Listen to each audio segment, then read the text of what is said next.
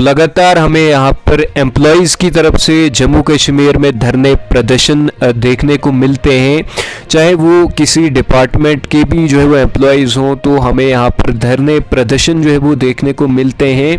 तो आज भी हमें यहाँ पर हमारे पीएचई डिपार्टमेंट्स के एम्प्लॉयज़ जो है वो अपनी मांगे करते हुए नज़र आए, जो कि इनकी जो मांगे हैं वो रेगुलाइजेशन पॉलिसी अंडर SRO 64 के तहत ये मांग कर रहे हैं कि हमें अंडर SRO 64 के तहत जो है वो रेगुलाइजेशन पॉलिसी दी जानी चाहिए, minimum wages act as per Delhi UT. क्योंकि अगर जम्मू कश्मीर को जो है वो यूटी बना दिया गया है तो यूटी के बेनिफिट्स भी हमें यहाँ पर दिए जाने चाहिए। तो ये अपनी मांगे जो है वो सरकार से कर रहे हैं और लगभग 200 प्लस दिन इनको जो है वो हो चुके हैं, लेकिन अभी भी सरकार इनके लिए जो है वो कोई भी स्टेप नहीं उठा रही है, चाहे वो रेगुलाइजेशन हो या मिनिमम वेजेस एक्ट या पेंडिंग वेजेस। तो कंटिन्यूअसली ये अपना प्रदर्शन जो है वो करते आ रहे हैं। तो आगे भी इनका क्या कुछ कहना है, आगे आप ये जान लीजिए और जितना हो सके आप इस वीडियो को ज़्यादा से ज़्यादा शेयर करें ताकि ये वीडियो आगे एडमिनिस्ट्रेशन तक जो है वो पहुँच पाए। दिया गया उस पे सब लोग टिके हुए हैं और परसों के प्रोग्राम की आपके चैनल के माध्यम से मैं अपने सारे भाइयों को जो उसमें प्रोटेस्ट में आए थे मुबारकबाद देना चाहता हूं और शुक्रिया करना चाहता हूं कि जब पुलिस हमें अरेस्ट करके ले गई तो उन्होंने इतना जोश दिखाया, पुलिस की गाड़ी को कम से कम 20-25 मिनट रोक के रखा, उसकी गाड़ी के आगे लेट के वो लोग। उसके बावजूद जब पुलिस ने पूरा लाठीचार्ज बल प्रयोग किया, उसके बाद उन्होंने दोबारा पुल को बंद किया। ये छोटी बात नहीं है जो हम 22 जून से कहते आ रहे हैं कि हमने हर एक साथी को, हर एक मेंबर, जो ये पीएचई एम्प्लॉय यूनाइटेड फ्रंट जो बना है ये लीडरलेस है, इसमें सबके सब मेंबर हैं, सबके सब लीडर हैं। और परसों 28 जनवरी को साथियों ने साबित किया कि हर एक जो है उसमें जो हमने जोश भरना था, जो एनर्जी भरनी थी, जो हमने एक यकीन था हमको कि हम हर एक साथी को अवेयर करेंगे, जगाएंगे, वो जाग चुके हैं। और हर एक साथी ने भरपूर तरीके से ये कहा कि ये मेरी लड़ाई है, उसी ने नहीं कहा कि ये 5 लोगों की लड़ाई है। सब ने जोश से साथ दिया और अपनी जान की परवाह नहीं की, गाड़ियों के बसों के आगे लेट गए। मैं ये कहना चाहता हूं कि उन लोगों का, उन साथियों का जोश ही जो 28 को उन्होंने दिखाया, उस जोश ने हमें SRO 64 की पॉलिसी दिलवानी है, इसमें कोई शक शुबा नहीं है। अब पीएचई का डेली वेजर हो या एस्टेट के डेली वेजर आए थे या इरिगेशन वालों को अपने डिपार्टमेंट से बाहर नहीं निकलने दिया गया, या कुछ साथी एग्रीकल्चर के भी आए थे एस्टेट वालों के, इरिगेशन वालों के साथ। तो मैं ये कहना चाहता हूँ आज क्या ये लोग डेली वेज सारा जाग गया है।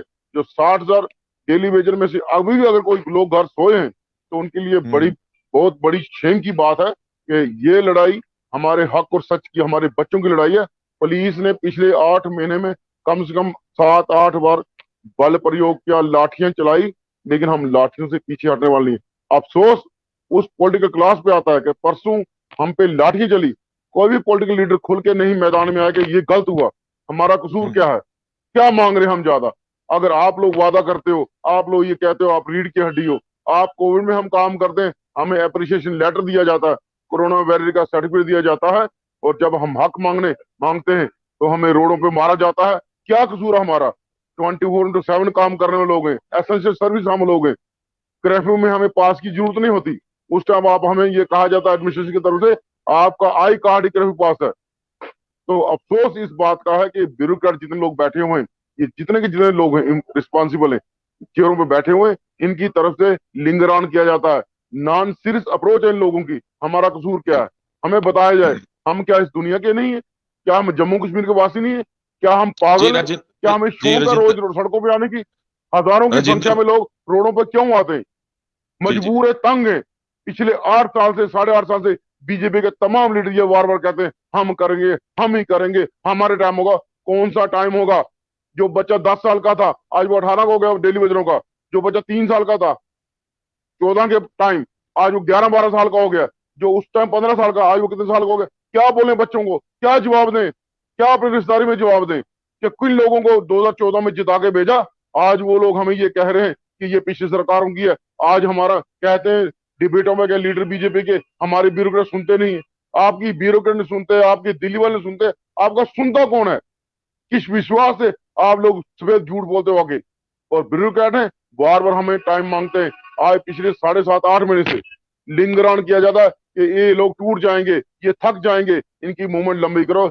जितनी मर्जी जी मूवमेंट लंबी करो। 28 जनवरी ने रजिंद ये साबित कर दिया है कि जम्मू शहर को पीएचई का डेली वेज हो या बाकी डेली वेज जब चाहे बंद कर सकते हैं। लेकिन हमने सिर्फ उस दिन ट्रेलर दिखाया। आने वाले टाइम में एक ऐसी आवाज होगी, गली गली से डेली वेज बाहर निकलेगा और ब्यूरोक्रेट को ये पता लगेगा, इन लीडरों को, बीजेपी के वालों को पता लगेगा कि धारा 370 के बाद जो बड़े बड़े वादे किए जाते हैं, बड़े बड़े क्लेम किए गए, हमारी स्थिति नहीं बदली, हमारी स्थिति उससे बेहतर हो गई है। क्योंकि आज से 10 साल पहले बच्चों की डिमांडें कम थी, हमारी जरूरतें कम थी, हमारे साथी बूढ़े हो रहे हैं। उस टाइम 8 साल पहले फिर अगर हमें निकाल दिया जाता, हम कुछ काम कर रहे थे। आज तो कोई काम करने लायक नहीं है। 45-50 एवरेज डेली वेज हो गया। जो बहुत कम होगा वो 35 से नीचे कोई नहीं है। तो बताओ हमारा कसूर क्या है? जिंदगी का golden period of our life इन्होंने हमारा डिस्ट्रॉय कर दिया। ये उन पे ब्लेम करते हैं, वो इन पे ब्लेम करते हैं। आज वो पिछले दूसरी पार्टियां जिनको 14 में हराया, वो कहते हैं आप ये क्यों नहीं करते? हम तो दोनों दो से गए, वो हमारा मौजू लेते हैं। आपने तो 14 में बड़े शौक से वोट डाला सर को, ये क्यों नहीं आपको रेगुलर कर रहे? क्या जवाब दें हम अपने आप को? क्या जवाब दें उन पार्टी को जिन्होंने हमें टेम्परेरी बेस पे लगाया था, कम से कम रोजी रोजगार तो दिया था। आज ये वादे करते हैं, आज बड़े बड़े फ्लाईओवर बन रहे, हर चीज बन रही है। क्या केंद्र से ये पैसा नहीं ला सकते? अगर दिल्ली सॉरी लेह यूटी के जो माननीय एलजी हैं, वो अपन लोगों के लिए हर चीज ला रहे हैं लेह से, दिल्ली से। जी इनको क्या राजेंद्र जी, तकलीफ है? राजेंद्र जी ये नहीं चाहते। एक बात पूछना चाहता हूं आपसे कि जिस तरह से लगातार पहले भी सरकार द्वारा कहा जा रहा है कि जितने भी डेली वेजर्स हैं उनमें से जो है बैकडोर एंट्रीज के द्वारा भी उनके द्वारा वो जहां पर भाग लिया गया है उनको जो है नौकरियां दी गई हैं। क्या आपको लगता है कि बैकडोर एंट्रीज हुई हैं पीएचई एम्प्लॉयज में? जहां अन्य डिपार्टमेंट की बात करें, क्या आपको लगता है कि बैकडोर एंट्रीज? देखिए तनवीर जी, मैं आपको ये बात कहूँ, सीधी सी बात कहूँ, जी ये जी जी बैकडोर आपकी एंट्री का इशू अब खत्म हो चुका है। बीजेपी के तमाम लीडरों ने ये कहा नहीं, ये लीगल तरीके से लगे हैं। और बीजेपी के जी लीडरों का सर्टिफिकेट नहीं चाहिए था हमें, क्योंकि उन्होंने 14 जी में जी खुद ही मैनिफेस्टो में रखा। 2009 जी में जी कैबिनेट सब कमेटी बनी, उसने हमें ऑथेंटिकेट किया। उसके बाद 2014 में कैबिनेट सब कमेटी बनी, उन्होंने कहा ये लीगल तरीके से लगे। जी 2017 में आके कैबिनेट सब कमेटी बनी, डॉक्टर निर्मल सिंह उसके चेयरमैन थे, उनके द्वारा एक एसआरओ निकाला गया। अगर एसआरओ 520 जो हमें मंजूर नहीं था, हम एसआरओ 64 आज भी मांगते, तब भी मांगते। अगर एसआरओ 520 निकला, वो कैबिनेट का फैसला था। इट मींस कैबिनेट ये मानती है, कैबिनेट ने ये माना कि ये लोग रेगुलर ऑथेंटिकेट है, तब इनको रेगुलर कर रही थी। ये लोग अपनी सरकार के मंत्री से पूछे, एक्स मिनिस्टरों से जो उस कैबिनेट मीटिंग में बैठे थे। जी आज की डेट में डॉक्टर जितेंद्र सिंह ये कहते हैं इनका कसूर कोई नहीं है, उन्होंने लोकसभा में कहा। जुगल किशोर शर्मा जी ये कहते हैं। तो कौन से लोग हैं? उनको खुद नहीं पता ग्राउंड की सच्चाई। जिन लोगों को नहीं पता, उनकी बात का जवाब हम देना नहीं चाहते। आज का इश्यू जो हमारा है कि हमें SRO 64 चाहिए, उससे कम कुछ भी मंजूर नहीं है। बाकी ये जितने लोग ये बातें करते हैं, इनको हमारे मुद्दे की नॉलेज नहीं है। जिसको न ये जो कहता है उसको डिबेट में ले आओ, चैलेंज देते हैं आपके चैनल पे ही। जिसको ये लगता है कि हम ऐसे लगे वैसे लगे, हमारे साथ डिबेट करे। कोई ब्यूरोक्रेट है, कोई लीड पॉलिटिशियन है, आए हमारे से डिबेट करे, हम डॉक्यूमेंट दिखाएंगे। हम उस टाइम डॉक्यूमेंट सारे दिखाएंगे, हम कैसे लगे। 239 में लोग लगे हुए हैं। जी राजेंद्र जी 2005 में एक ऐसा 239 निकला, उसमें लोग लगे। उससे पहले 94 के बाद 2005 तक जो लोग वो ऑथेंटिकेट हुए सारे, गवर्नमेंट ऑथेंटिकेट किए। जी जी कौन से लोग हैं? 2005 के बाद 239 में लोग लगे, कैबिनेट डिसीजन है वो भी।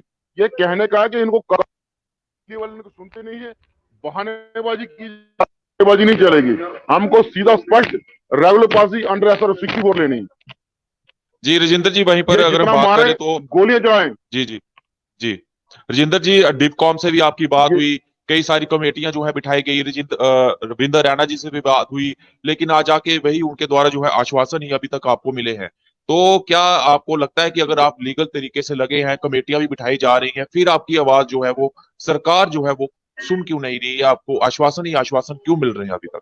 तनवीर जी, सारा वोट बैंक का चक्कर है। जी ये लोग जो इनसे पहले थे, वो भी ये कहते हैं इलेक्शन के टाइम हम शगुफा छोड़ेंगे, इनको रेगुलर कर रहे हैं, ये हमें वोट दे देंगे। जी जैसे 2014 में इलेक्शन में इन्होंने मैनिफेस्टो में रखा, तो सब लोग 90% लोग बीजेपी की तरफ ट्विस्ट हो गए, मुड़ गए। आज ये अपनी तरफ से बहानेबाजी करते हैं। क्या आपको तब नहीं पता था? आप इनके लीडर, हमने कार्यकारिणी में इसको पास कर दिया। भाई कार्यकारिणी में आप पास करने से हमारी थाली में रोटी तो आएगी नहीं। हमारी थाली में रोटी आएगी, हम रेगुलर होंगे। या तो उनको बेसिक नॉलेज नहीं है। इसीलिए हमारे जो जितना कैजुअल डेली वेजर क्या कहता है, वो ये कहता है कि बीजेपी वाले लोग अपोजिशन अच्छी कर लेते हैं, अपोजिशन में अच्छी आवाज उठाते हैं, लेकिन रूलिंग में ये बिल्कुल फेल है। आज तक तो फेल है हमारे मसले में। बाकी किसी का मसला किया हो तो पता नहीं, हमारा मसला पिछले 8.5-9 साल से दिस दैट कर रहे हैं, ये लिंगरान कर रहे हैं, हम ही करेंगे, हमारे द्वारा होगा। और जब इनको कोई पूरा नहीं जवाब नहीं आता, फिर माननीय प्रधानमंत्री जी का नाम लेते हैं, उनके टाइम ही होगा। भाई उन्होंने भी ललकार रैली में 2014 में बोला था, हमारी जैसे सरकार आएगी हम इसको पहली कैबिनेट में करेंगे। और जम्मू कश्मीर में धारा 370 के बाद अगर कोई बड़ा मसला है तो कैजुअल 60 से कैजुअल डेली वेजर है। और इनको क्या सबूत चाहिए, और क्या सबूत चाहिए इनको? इनके जो सुप्रीम लीडर हैं पूरी हिंदुस्तान में, जिनको बड़ा आदर्श मानते बीजेपी वाले, यशस्वी प्रधानमंत्री कहते हैं माननीय प्रधानमंत्री जी को, ये उस टाइम बीजेपी के इलेक्शन कैंपेन के बड़े चेयरमैन थे। अगर उन्होंने ये अपने मुख से बोला तो वो क्या गलत बात बोलेंगे? आज इनको समझ नहीं आती। उस टाइम बीजेपी की टॉप लीडरशिप सारी स्टेज पे बैठी थी, उस टाइम ये टोकते उनको, नहीं जी नहीं ऐसे लगे वैसे लगे। आज ये कहते हैं ये दूसरी पार्टी को, भाई दूसरी पार्टी का रूल था उनके टाइम, रूलिंग तो बाकी लोग भी रेगुलर लगे। इनमें से कई लोग तब गवर्नमेंट सर्वेंट से जो आज बड़े लीडर बने बीजेपी के। हम पे कोई उंगली उठाएगा, एक उंगली उठाएगा, हम 10 उंगली उस पर उठाएंगे, हमें सबका पता है। लेकिन हम उस पर जाना नहीं चाहते, हमें उन बातों में उलझना नहीं चाहते। हमारा सीधा स्पष्ट अफसोस उन अधिकारियों से है जो वादा करते हैं, वादा करने के बाद वादा भूल जाते हैं। लेकिन हमें वादा दिलवाना करना, अगर लेना आता वादा उनसे, तो वादा याद दिलवाना और वादे के बाद वादा उनका पूरा करवाना भी आता है। हम अब पीछे नहीं हटेंगे। जैसे हमने पहले कहा, पॉलिसी नहीं तो घर वापसी नहीं, अभी नहीं तो कभी नहीं का नारा इसलिए देगा। चाहे मेरी बाजू में लगी है, राइट बाजू जितनी मर्जी लगे, मेरे 5-10 साथी और 100-150 साथी हमारा गिरफ्तार किया गया और शाम को 5, 5:30, 6 बजे छोड़ा गया।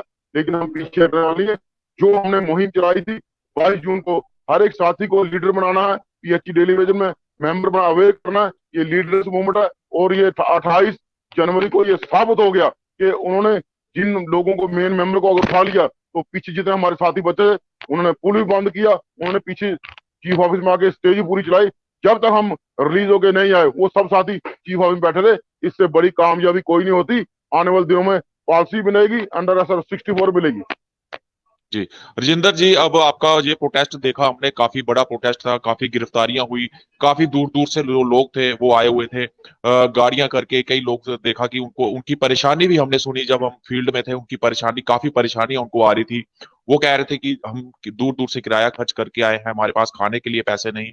तो ये सारी चीजें जब हम वहां पर जा रहे थे तो हमने उनकी आवाज, उनकी बातें सुनी।